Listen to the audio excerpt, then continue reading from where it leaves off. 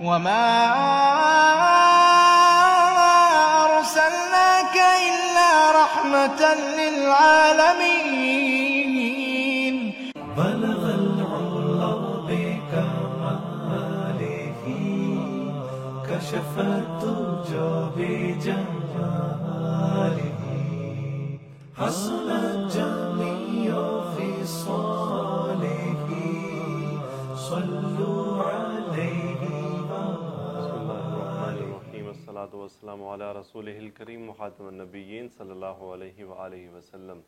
الحمدللہ رسول اللہ صلی اللہ علیہ وآلہ وسلم کے سیرت میں سے اچھے اخلاق اور ان کے اعلیٰ اخلاق کے واقعات کے سلسلے کو ہم شروع کیے ہوئے ہیں. اس میں سے آج ہم واقعہ نمبر 10 دیکھتے ہیں. اس میں ہمارے لیے کیا سبق ہے اور واقعہ کیا ہے. یہ ایک بیٹے کا واقعہ ہے جب وہ اپنے باپ کے سامنے تلوار لے کر کھڑا ہو گیا. عبداللہ بن ابی کے بیٹے کا نام بھی عبداللہ تھا. عبداللہ بن ابی جتنا بڑا منافق اور اسلام کا دشمن تھا، اس کا بیٹا اتنا ہی رسول اللہ صلی اللہ علیہ وآلہ وسلم کے لیے جان قربان کرنے والا تھا. یہ بڑا مخلص مومن تھا. غزوہ بنی مصطلق میں عبداللہ بن ابی کی بکواس اس کے پاس بھی پہنچ گئی. اس نے کہا جو رسول اللہ صلی اللہ علیہ وسلم کے ساتھ ہیں ان لوگوں پر کوئی پیسہ خرچ نہ کرو. یعنی عبداللہ بن ابی نے کہا کہ جو رسول اللہ صلی اللہ علیہ وسلم کے صحابہ ہیں ان پر کوئی پیسہ خرچ نہ کیا جائے، یہاں تک کہ وہ آپ علیہ السلام کو چھوڑ کر بھاگ نکلے. اور یہ بھی کہا کہ ہم مدینہ طیبہ واپس گئے تو مدینہ کے معزز افراد ان کے نزدیک معاذ اللہ ناپسندیدہ لوگوں کو نکال دیں گے. اس نے اپنے آپ کو معزز اور معاذ اللہ رسول اللہ صلی اللہ علیہ وسلم اور ان کے صحابہ کو خاکم بدہن ناپسندیدہ کہا تھا. یہ بات کوئی معمولی نہ تھی جسے نظر انداز کیا جاتا. اسی لیے اللہ کے رسول صلی اللہ علیہ وآلہ وسلم نے انصار کے ایک معزز سردار اسید بن حضیر رضی اللہ تعالیٰ عنہ سے فرمایا اوما بلغک ما قال صاحبکم، تم تک کیا تمہارے ساتھی کی بات تم تک پہنچی جو کچھ اس نے کہا؟ اسید بن حضیر رضی اللہ تعالیٰ عنہ نے عرض کیا اللہ کے رسول کون سا ساتھی؟ فرمایا عبداللہ بن ابی. عرض کیا کیا کہا اس نے؟ فرمایا زعم ان رجع الى المدینۃ لیخرجن الاعز منها الاذل. اس کا خیال ہے کہ جب وہ واپس مدینہ لوٹے گا تو جو معزز ہے وہ ناپسندیدہ کو باہر نکال دے گا. حضرت اسید رضی اللہ تعالیٰ عنہ نے عرض کیا آپ چاہیں تو اللہ کی قسم آپ خود ہی اسے مدینے سے نکال دیں گے. اللہ کے رسول صلی اللہ علیہ وسلم آپ صاحب عزت ہیں، ذلیل تو وہی ہے.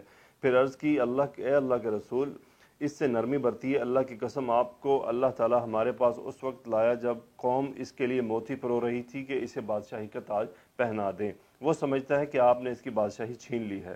یہی باتیں تفصیل سے عبداللہ رضی اللہ تعالیٰ عنہ کے پاس اس وقت پہنچی جب ان کا باپ غزوہ بنی مصطلق سے واپس آ رہا تھا اور ابھی شہر میں داخل نہیں ہوا تھا کہ عبداللہ رضی اللہ تعالیٰ عنہ نے، یعنی عبداللہ رضی اللہ تعالیٰ عنہ جو عبداللہ بن ابی کے بیٹے ہیں، انہوں نے میان سے تلوار نکالی اور باپ کے راستے میں کھڑے ہو گئے. باپ کی سواری آئی تو اسے روک لیا.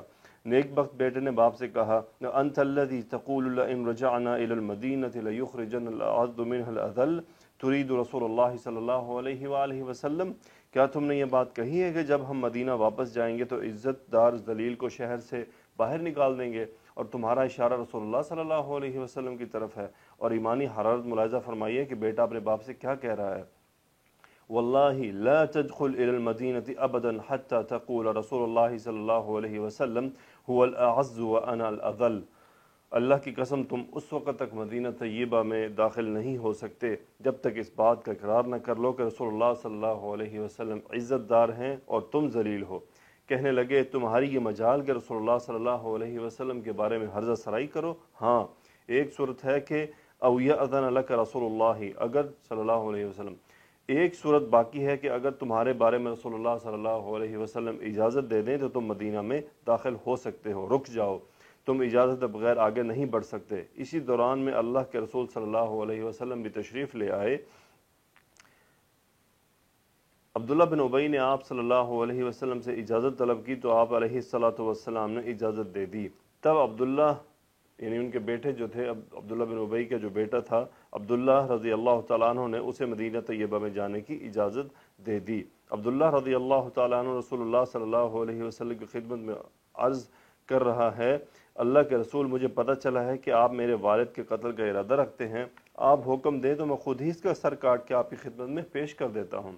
قارئین کرام، محبت اس کا نام ہے، اس کو اللہ کے رسول صلی اللہ علیہ وسلم کے ساتھ عقیدت کہتے ہیں۔ عبداللہ رضی اللہ تعالیٰ عنہ کہتا ہے کہ اللہ کی قسم سارے خزرج کو معلوم ہے کہ پورے قبیلے کا کوئی آدمی مجھ سے بڑھ کر اپنے والد کا خدمت گزار نہیں ہے۔ مجھے ڈر ہے کہ آپ نے کسی اور کو اس کے قتل کا حکم دیا تو شاید میں برداشت نہ کر پاؤں۔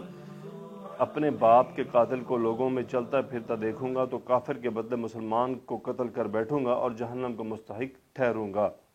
ذرا غور کیجئے کہ بیٹا اپنے منافق باپ کے قتل کی اجازت طلب کر رہا ہے، مگر آپ صلی اللہ علیہ وسلم کے اعلیٰ اخلاق کو دیکھیے کہ آپ نے ارشاد فرمایا بل نترفق به ونحسن صحبته ما بقي معنا، بلکہ ہم اس سے نرمی کا برتاؤ کریں گے اور جب تک کہ وہ بظاہر ہمارے ساتھ ہے اس سے ہم اچھا سلوک کرتے رہیں گے۔ ناظرین کرام، آپ دیکھیے کہ ایک بیٹے کا مضبوط موقف اللہ اور اس کے رسول صلی اللہ علیہ وسلم کے لیے اخلاص اور اللہ اور اس کے رسول صلی اللہ علیہ وسلم کی محبت اور رضا کو باپ کی محبت اور رضا پر مقدم رکھنا عبداللہ رضی اللہ تعالیٰ کے ایمان کامل کی دلیل ہے۔